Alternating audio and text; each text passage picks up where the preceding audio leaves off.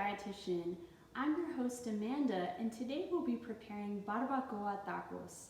Here in South Texas, these barbacoa tacos are considered a delicacy simply because it's such an involved process traditionally to dig a pit and cook the barbacoa outdoors. But I have a super simple way to show you how to make barbacoa that requires hardly any dishes and it's very hands-off.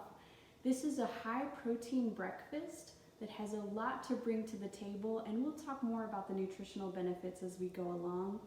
But it is considered a delicacy, and for many families it's something that they enjoy on Sundays after church.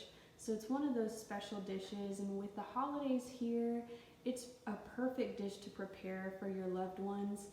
This dish today actually feeds anywhere between 10 to 12 people, so it's a very generous portion, and we're going to top it with lots of vegetables to boost the nutritional value of it, because as you know, with vegetables, the more the merrier. So let's get started. First of all, you'll want to gather your ingredients and the materials that you'll need. You'll need a slow cooker, and I like to use a slow cooker liner to make cleanup super simple. You just place this in the slow cooker,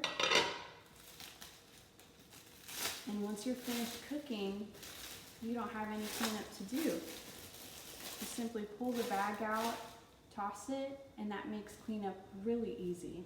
You'll need a beef tongue or lengua, and this one that I have here is 3.5 pounds, and remember, it feeds anywhere between 10 to 12 people. I have 1 cup of water that we'll use, and then for the toppings on the tacos, I have a fresh onion that we'll dice and some fresh cilantro. I also have my crock pot beans that I like to put in quart-sized freezer bags and stick in the freezer to pull out whenever I need them. So stay tuned for a video. I'll show you how to prepare these. And then some fresh cumin or comino and salt to season the beans. Of course, you'll also need your fresh tortillas, and if you have fresh salsa or fresh jalapeno or serrano or whatever pepper is your favorite, you can always include those as well. So all you have to do to get this barbacoa going is place the lengua in the slow cooker, and then top it with the 1 cup of water. Then place the cover on top, and we'll set the slow cooker for 10 hours on high heat. Now I know that might sound like a lot, but if you think about it, like my orthodontist said when I was a young girl, the tongue is one of the strongest muscles in the body, and so it can be very chewy, and that's why you want to cook it for a long amount of time. So once it cooks for 10 hours in the slow cooker, you'll notice that it's just so tender it falls apart. Now another thing I want to mention is some people do remove the casing around the beef tongue. You really don't have to prior to cooking. It's actually a lot easier to remove it afterwards. So that just makes the process that much easier for you. And that's it. Now you can go prepare your tortillas or enjoy some time with family while we wait for the barbacoa to cook.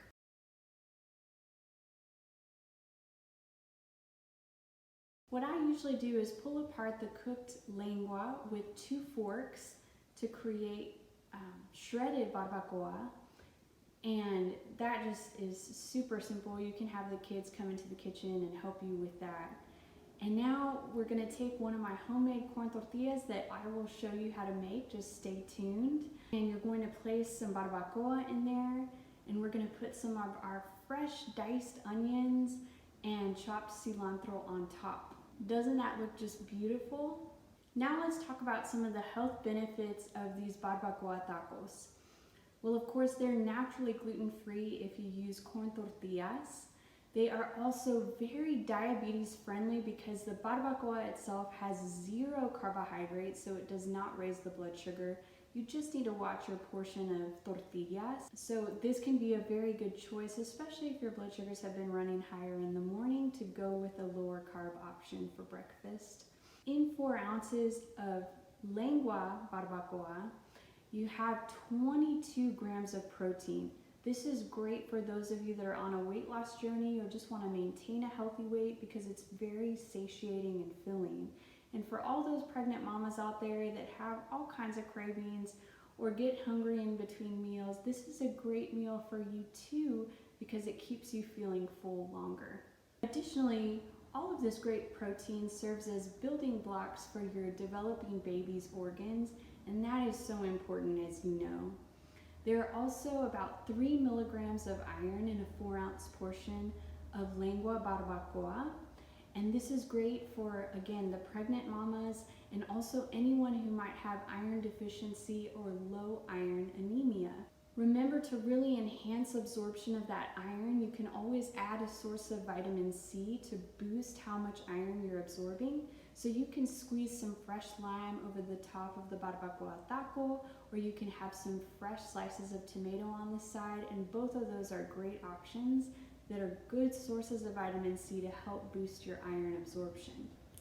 The fiber and all the vegetables that we're using to top these tacos, the onions, the cilantro, the chile, the salsa, all of these elements add tons of flavor with very few calories. So again, this supports a healthy weight loss journey or healthy weight maintenance. And when it comes to vegetables, the saying that I have on my blouse here really is true: the more the merrier.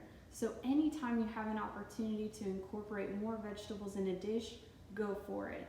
The more the merrier. Now, one drawback about these barbacoa lengua tacos that I'll share with you that completely surprised me when I was looking up the nutritional value is that they are really not a very heart healthy option. In fact, 4 ounces of lengua contains 25 grams of total fat, 9 of which come from that artery clogging, cholesterol raising, saturated fat. I was shocked, because you think about how the tongue is a muscle, and I had the impression that that was very lean, but that was a complete misconception on my part.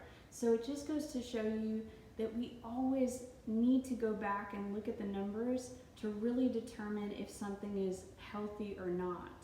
And in this case, I would not recommend these lengua barbacoa tacos, at least not on a regular basis, if you're really working toward lowering your cholesterol.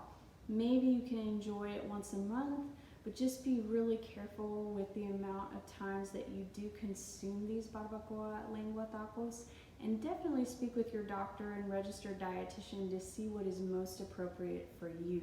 Another thing I'll mention is that beef cheek or cachete is very, very lean. It's significantly lower in both total fat and saturated fat.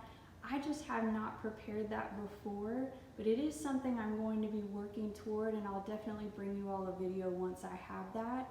But if that's something that you're very familiar with cooking and preparing, that is a super lean option and definitely a much heart healthier option for you. That's it.